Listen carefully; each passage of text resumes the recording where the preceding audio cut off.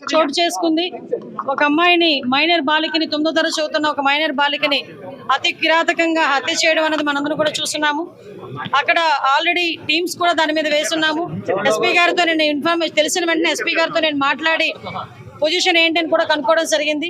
విషయం ఏంటంటే ఏదైతే ఒక అమ్మాయి ఇంతకు ముందు ఆ అమ్మాయిని ఇబ్బంది పెట్టి పోక్సో చట్టం ద్వారా అబ్బాయి జైలుకి కూడా వెళ్ళాడు. మొన్న రిమాండ్ కూడా పంపించారు. మొన్న రీసెంట్గా ఒక 15 రోజుల క్రితం అతను జైలు నుంచి బెయిల్ మీద బయటకు వచ్చాడు. వచ్చిన తర్వాత ఆ అమ్మాయిని హత్య చేయడం జరిగింది. దానికి సంబంధించి ఇంచుమించుగా 18 పేజీల వాంగ్మూలం కూడా ఇంచుమించు వాంగ్మూలం ఒక లెటర్ కూడా పెట్టున్నాడు అక్కడ. అతనైతే ఇప్పుడు మనకి పరారిలో ఉన్నాడు. ఎట్టి పరిస్థితుల్లోని కూడా పోలీస్ డిపార్ట్మెంట్ అంతా కూడా సుమారుగా 8-9 బృందాలు కూడా ఏర్పాటు చేయడం జరిగింది. అన్ని బృందాలు కూడా ఈరోజు అతనికి పట్టుకోవడానికి ప్రయత్నం కాదు, ఎట్టి పరిస్థితులు పట్టుకొని తీరుతాయి. ఎందుకంటే ఎవరు చట్టం ముందు ఎవరు కూడా తప్పించుకునే పరిస్థితికి లేదు. డెఫినెట్గా ఎవడైతే హత్య చేశాడో అతన్ని ఇమీడియట్గా మేము పట్టుకునే ప్రయత్నం కాదు, పట్టుకొని తీరుతాం. డిపార్ట్మెంట్ వాళ్ళకి కూడా చాలా క్లియర్ ఇన్స్ట్రక్షన్స్ వెళ్ళి చంద్రబాబు నాయుడు గారు, లోకేష్ బాబు గారు, పవన్ కళ్యాణ్ గారు కూడా దీని మీద ఆరా తీయడం జరిగింది, నాతో మాట్లాడడం జరిగింది. డెఫినెట్గా ఎట్టి పరిస్థితుల్లోని నిందితుడు ఎవరైతే ఉన్నాడో అతి తొందరగా వీలైతే ఈ రోజు రేపట్లోనే నిందితుడిని పట్టుకొని అరెస్ట్ చేసే పరిస్థితి కొన్నిసార్లు వెనక పడుతున్నారని చెప్పేసి ఫిర్యాదు చేయడం జరిగింది. అయినా సరే పట్టించుకోలేదు. లేదమ్మా, కంపల్సరీగా నిజంగా అదే కనుక జరిగితే, నిజంగా అమ్మాయి దగ్గర నుంచి కంప్లైంట్ వెళ్ళి ఆ పోలీసులు కనుక పట్టించుకోలేదన్న సంగతి తెలిస్తే డెఫినెట్గా ఏ పోలీస్ అయితే ఆ పోలీసు మీద చర్యలు తీసుకుంటాం. అందులో అక్కడెక్కడ కూడా బ్యాక్ స్టెప్ వేసే పరిస్థితి లేదు. కానీ మాకు వచ్చిన ఇన్ఫర్మేషన్ ఏంటంటే అటువంటి పరిస్థితి ఏమీ లేదు. చాలా ఆఫ్ సడన్ వచ్చి అతను హత్య చేసి వెళ్ళాడు అన్నది మాకు వచ్చిన ఇన్ఫర్మేషన్. లేదమ్మా, నిజంగానే వాళ్ళ బ్రదర్ కూడా చాలా ఇనిషియేషన్ తీసుకున్నాడు. ఇంతకు ముందు కూడా తను బెంగళూరులో పనిచేసేవాడు.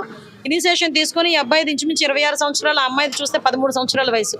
అవతల నిందితుడు ఎవరైతే ఉన్నాడో ఆ అబ్బాయిది కూడా 26-27 సంవత్సరాల వయసు. సో ఈ సిచ్యువేషన్స్లోనే వాళ్ళ అన్నయ్యకి చాలా సేఫ్ గార్డ్ చేశాడు. కానీ దురదృష్టంతో అమ్మాయిని కాపాడుకోలేకపోయారు. కానీ ఎట్టి పరిస్థితుల్లో నిందితుడిని అయితే డెఫినెట్గా పట్టుకున్నాం. కంపల్సరీగా చంద్రబాబు నాయుడు గారితో మాట్లాడతాం. ఎటువంటి పరిస్థితుల్లో అమ్మాయి చిన్నపిల్ల, మైనర్ బాలిక, ఆ అమ్మాయికి ప్రభుత్వం నుంచి అందాల్సిన సహాయ సహకారాలన్నీ కూడా అందిస్తాం మా కుటుంబానికి.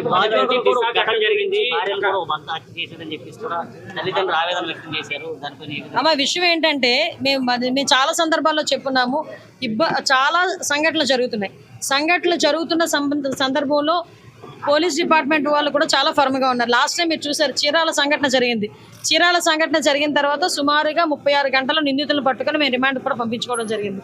ఎక్కడ ఏమి జరిగినా చాలా యాక్టివ్గా పోలీస్ డిపార్ట్మెంట్ వాళ్ళు పనిచేస్తున్నారు. ఎక్కడ జరగకుండా ఉండే బాధ్యత కూడా తీసుకుంటున్నాం. వీటన్నిటికీ కూడా మూల కారణం గాంజాయి మత్తులో చాలా మంది చేస్తున్నారు, డ్రగ్స్ మత్తులో చేస్తున్నారు. కాబట్టి వాటిని పూర్తిగా ప్రక్షాళన చేయడానికి ఒక క్యాబినెట్ సబ్ కమిటీని కూడా ఏర్పాటు చేసుకుని మొన్ననే మేము టాస్క్ ఫోర్స్ కూడా ఏర్పాటు చేయడానికి కూడా సిద్ధంగా ఉన్నాం. ఒక టోల్ ఫ్రీ నెంబర్ అన్ని కూడా ఏర్పాటు చేస్తాం.